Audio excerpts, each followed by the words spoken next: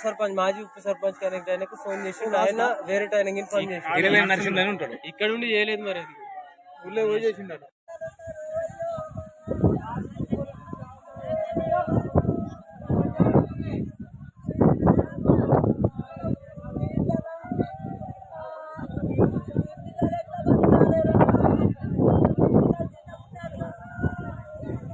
సర్పంచ్ మాజీ ఉప సర్పంచ్ కనెక్ట్ ఆయనకు ఫోన్ చేసి ఆయన వేరే ఆయనకి ఇన్ఫార్మ్ చేసి ఇక్కడ ఉండి చేయలేదు మరి అది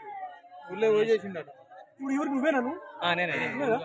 సార్ చెప్పి